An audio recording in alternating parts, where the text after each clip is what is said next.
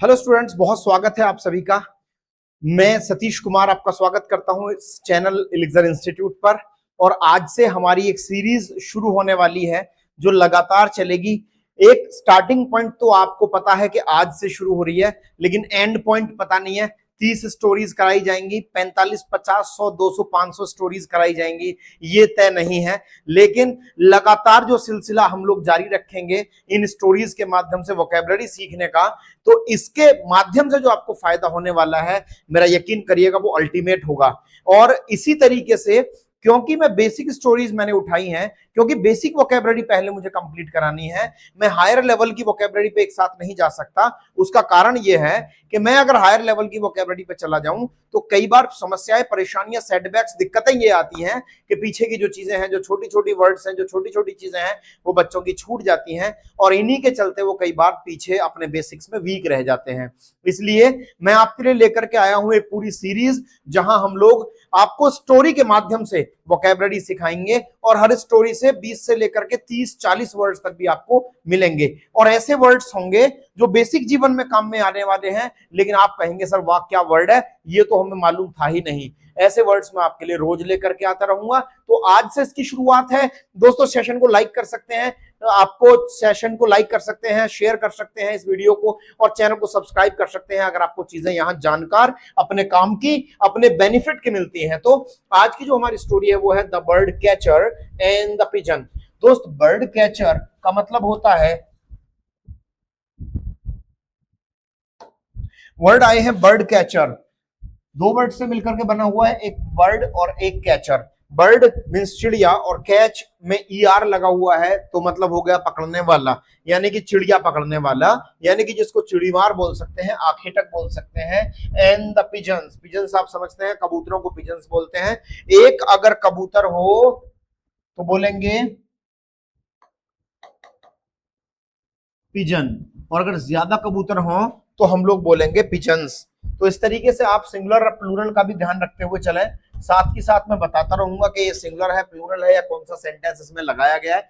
In stories से आपको सिर्फ अपने वोकैबुलरी में ही फर्क नहीं पड़ेगा, आपको इन स्टोरीज के माध्यम से अपनी ट्रांसलेशन सुधारने का भी मौका मिलेगा। तो मैं ये चाहूंगा कि हर उस लेवल पे मैं आपको पिच करूं जहां से आपको ज्यादा से ज्यादा फायदा हो सके। आइए आते हैं, यहां स्टोरी है किसी चिड़ीमार और कबूतरों के बारे में। तो पढ़ते हैं स्टोरी क्या कहती है। वंस, मैं थोड़ा और बड़ा इसको कर लेता हूं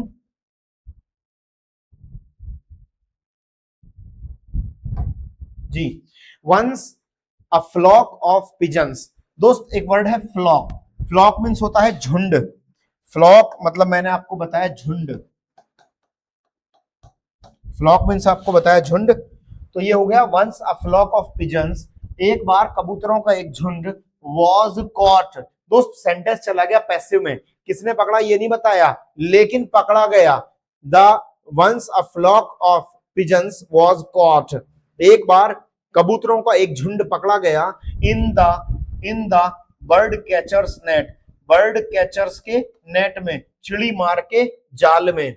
दे ट्राइड टू फ्री, ट्राइड दोस्त सेकंड फॉर्म आई है, और सेकंड फॉर्म का मतलब केवल और केवल पास्ट होता है। फर्स्ट फॉर्म आ सकती है प्रेजेंट में, पास्ट में, फ्यूचर में, तीनों में। थर्ड फॉर्म आ सकती है प्रेजेंट में, पास्ट में, फ्यूचर में, लेकिन सेकंड फॉर्म केवल और केवल पास्ट में आती है। इसलिए अगर ट्राइड आया है तो इसका मतलब है उन्होंने कोशिश की, क्या करने की, फ्री करने की। किसको, देमसेल्व्स, उन्होंने अपने आप को फ्री करने की कोशिश की, यानी कि छुड़ाने की कोशिश की। किसने, जो कबूतरों का झुंड था। उसके बाद में है बट, लेकिन, कुड नॉट, नहीं कर सका। कुड का जो नियम है वो बताता है हमें कि कुड मतलब होता है सका, और कुडंट मतलब होता है नहीं कर सका। मतलब उन्होंने अपने आप को छुड़ाने की कोशिश की लेकिन नहीं कर सके। सो इसीलिए दे ऑल पैनिक्ड। दोस्त, पैनिक होता है एक वर्ड, पैनिक, और पैनिक का मतलब होता है भाई घबराना। पैनिक का मतलब होता है घबराना। तो दे ऑल पैनिक्ड, वे सभी के सभी घबरा गए। पैनिक में भी पैनिक की भी सेकंड फॉर्म यहां इस्तेमाल हुई है। और मैंने बताया किसी भी वर्ड की, अगर किसी भी वर्ब की कोई भी सेकंड फॉर्म इस्तेमाल हुई है तो जाहिर है कि सेंटेंस पास्ट का ही है, और कुछ सोचिएगा ही मत। नेक्स्ट है there was an old pigeon. भैया एक कैसा कबूतर था, बूढ़ा कबूतर था। He calmed them down. दोस्त एक होता है काम डाउन, काम डाउन का मतलब होता है शांत करना, शांत करना, सांत्वना देने के लिए भी आ सकता है। ही काम्ड देम डाउन, उसने उन्हें शांत किया। एंड सेड, और बोला, वी शुड नॉट पैनिक, हमें घबराना नहीं चाहिए। आप जानते हैं शुड का इस्तेमाल अगर किसी को सुझाव देना है तो आप शुड का इस्तेमाल कर सकते हैं।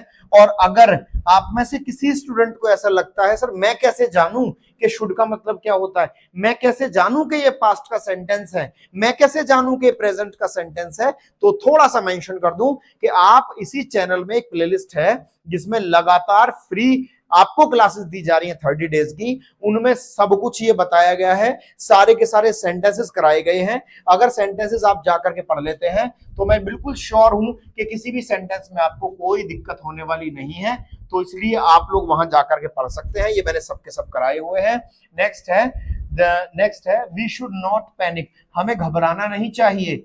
इफ, अगर, वी वांट टू एस्केप, दोस्त एक वर्ड है एस्केप, ESCAPE, एस्केप का मतलब होता है बच निकलना, यानी कि बचकर भाग जाना। If we want to escape from here, अगर हम यहां से बच के निकल के जाना चाहते हैं, द बर्ड्स काम्ड डाउन, जो बर्ड्स थी, जो चिड़िया थी यानी कि जो कबूतर थे, उन्होंने क्या किया, शांत हुए, वो शांति रखी उन्होंने। एंड लिसन्ड, और सुना, किसको, टू हिम, उसको सुना। क्या कहा उसने, द ओल्ड पिजन आस्क्ड, जो ओल्ड पिजन था, जो पुराना कबूतर था, जो बूढ़ा कबूतर था, आस्क्ड देम, आस्क टू, दोस्त ये कहने के लिए भी आता है, बताने के लिए भी आता है।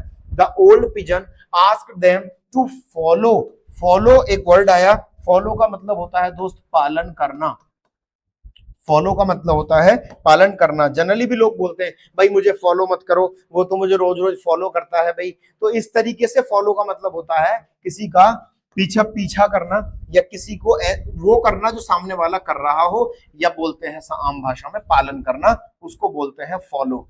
नेक्स्ट है the old pigeon asked them to follow, जो पुराना कबूतर था, जो बूढ़ा कबूतर था, उसने कहा कि भैया मुझे फॉलो करो, मुझे मेरा पालन करो। किसका पालन करना है, फॉलो हिज इंस्ट्रक्शन, उसकी जो इंस्ट्रक्शंस हैं, उसके जो निर्देश हैं, जो दिशा निर्देश वो दे रहा है, वर्ड है इंस्ट्रक्शन।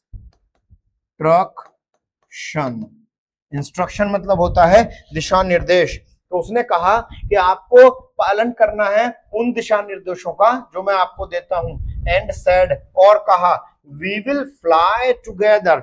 दोस्त फ्लाई तो बहुत कॉमन वर्ड है, मुझे लिखने की भी जरूरत नहीं है। फ्लाई का मतलब होता है उड़ना, और टुगेदर का मतलब होता है एक साथ। यानी कि बूढ़े कबूतर ने जो उनको इंस्ट्रक्शन दी, उनको दिशा निर्देश दी अपने सभी साथियों को, उसने कहा कि आपको एक साथ उड़ना है। एट द काउंट ऑफ 3, 3 गिनने पर। ये तो हम आम भाषा में भी इस्तेमाल करते हैं, चलो भाई भागो, 1 2 3, चलो खाओ, 1 2 3, चलो चलो छुप जाओ, 1 2 3। तो उसने भी यही पैटर्न अपनाया और उसने कहा कि भैया हम सभी को उड़ना है एक साथ, हम सभी को एक साथ उड़ना है। कितना कहने पर, जब मैं 3 गिनूं। And take the net with us, और भैया ले जाओ अपने साथ, किसको, नेट को ले जाओ अपने साथ। जस्ट, बस, रिमेंबर, रिमेंबर मीन्स होता है दोस्त याद रखना, REMEMBER,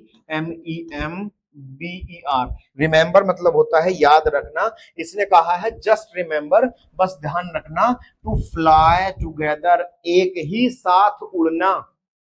ऐसा ना हो आधे कबूतर राइट में जाएं, आधे कबूतर लेफ्ट में जाएं, आधे कबूतर नीचे की तरफ जब खींचे, आधे कबूतर ऊपर की तरफ जाएं, मतलब चौथाई चौथाई हिस्सा मान लीजिएगा, थोड़े से इधर जाएं, थोड़े से इधर, थोड़े से उधर, थोड़े से नीचे, इस तरीके से बात नहीं बनेगी। उसने कहा बस इतना याद रखना कि एक ही साथ उड़ना होगा।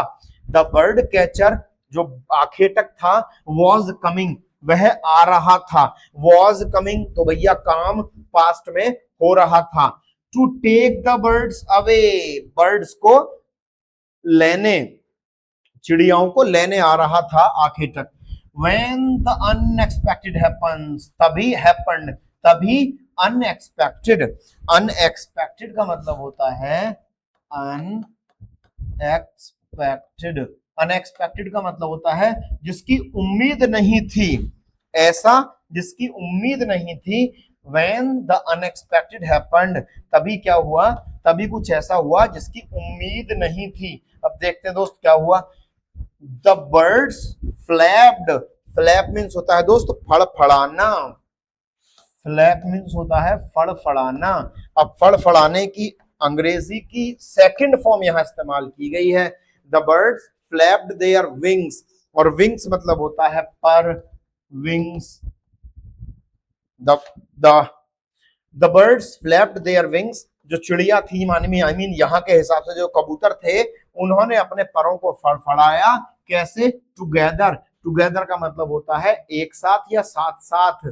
उसके बाद में एंड और फ्लू अवे, दोस्त थोड़ी सी, एंड फ्लू अवे, फ्लाई की सेकंड फॉर्म है फ्लू, और अवे लगा दें तो इसका मतलब बन जाएगा उड़ जाना, और अगर फ्लाई की सेकंड फॉर्म है तो बन जाएगा उड़ गए। तो मतलब है इसका the birds flapped their wings, जो बर्ड्स थी उन्होंने अपने परों को फड़फड़ाया, टुगेदर एंड फ्लू अवे, और उड़ गई विद द नेट। भैया ये तो नेट को भी साथ लेकर के चली गई, मतलब जो उनकी प्लानिंग थी, जो उनको करना था, उसी में वो सफल हो गए। The bird catcher could not do anything.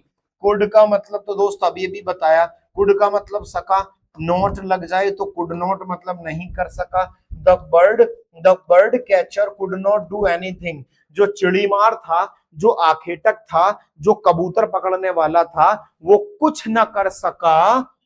He was shocked. एक वर्ड और आया हमारे पास, वर्ड है शॉक। शॉक मीन्स होता है दोस्त चौंकना, शॉक मीन्स होता है चौंकना, और चौंकने की लगी है थर्ड फॉर्म। अब मैंने कैसे यहां कह दिया कि भैया सेकंड फॉर्म लगी है फ्लाई की, और यहां मैंने कैसे कह दिया दोस्त के थर्ड फॉर्म लगी है? मुझे कैसे इस बात का आभास हो गया कि यहां सेकंड फॉर्म लगी है, यहां थर्ड फॉर्म लगी है? दोस्त आपको थोड़ा ग्रामर में मजबूत बनना चाहिए। इसके लिए मैं आपको बता चुका हूं, कहीं और जगह तो जाने की कोई नीड नहीं है, जाए तो आपकी मर्जी, लेकिन नीड नहीं है। मैंने सारा कुछ इसी चैनल पे डाला हुआ है। आपको वॉज वर्ब के साथ में अगर वर्ब मिलती है तो दोस्त वो थर्ड ही होगी, ध्यान रखना।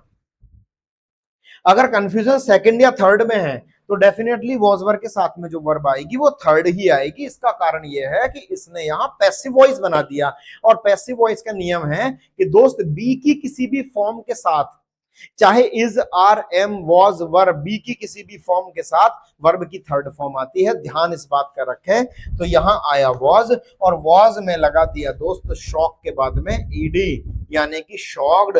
तो ही वॉज शॉक्ड, वह तो भैया चौंका हुआ था। टू सी, देख करके, क्या देखा उसने? विजडम। दोस्त विजडम का मतलब होता है बुद्धिमानी, विजडम बुद्धिमानी, विजडम एंड यूनिटी। यूनिटी का मतलब होता है एकता, यूनिटी, यूनिटी मतलब होता है एकता इन बर्ड्स। तो वो तो भाई चौंका हुआ था बिल्कुल, किस बात पे? वो जो बुद्धिमानी थी और जो एकता थी बर्ड्स में, उसको देख करके तो चिड़ीमार कंप्लीटली चौंका हुआ था भाई, उसको तो एकदम धक्का सा लग गया, यार ये हुआ क्या। लेकिन ये सारा का सारा नतीजा था एक पुराने कबूतर की अपनी सोच का, अपने विचार का, उसके अनुभवों को झोंकने के बाद में जो चीजें बाहर निकल करके आई उनका, तभी वो सभी के सभी बच सके। ये होती है हमारी स्टोरी समाप्त। लेकिन मॉरल देख लेते हैं। मॉरल एक वर्ड आया है, मॉरल अगर आपको कहीं मिले तो इसका मतलब होता है दोस्त निचोड़ या निष्कर्ष। तो मॉरल देख लेते हैं, इसका निचोड़ क्या है, इसका निष्कर्ष क्या है? निष्कर्ष है यू कैन अचीव, दोस्त आ जाइएगा, अचीव भी लिख देते हैं। यू कैन अचीव, अचीव मतलब होता है प्राप्त करना। यू कैन अचीव एनीथिंग, तुम कुछ भी प्राप्त कर सकते हो विद यूनिटी, यानी कि एकता के साथ। एकता के साथ आप कुछ भी अचीव कर सकते हो, यानी कि कुछ भी अचीव कर सकते हो अगर आप में एकता है तो। दूसरा आया वी शुड बी काम। काम मतलब तो मैंने आपको बताया था धैर्य रखना। नहीं आया है तो एक बार फिर से लिख के देता हूं। काम मतलब होता है शांत रहना या धैर्य रखना। वी शुड बी काम, हमें शांत होना चाहिए इन difficult situation. Difficult situation, situation का मतलब होता है परिस्थिति, सिचुएशन मतलब होता है दोस्त परिस्थिति। तो कैसी परिस्थिति में हमें शांत होना चाहिए? जब कोई, वी शुड बी काम इन डिफिकल्ट सिचुएशन, जो मुश्किल परिस्थितियां हैं उनमें हमें शांत होना चाहिए। क्या करने के लिए? To overcome them. ओवरकम मतलब होता है भाई उनसे बाहर निकलने के लिए। ओवरकम, ओवरकम का मतलब होता है बाहर निकलना। तो बाहर निकलने के लिए, किसी मुश्किल परिस्थिति से बाहर निकलने के लिए आपको कामफुल होना चाहिए। यू शुड बी काम, तुम्हें शांत होना चाहिए।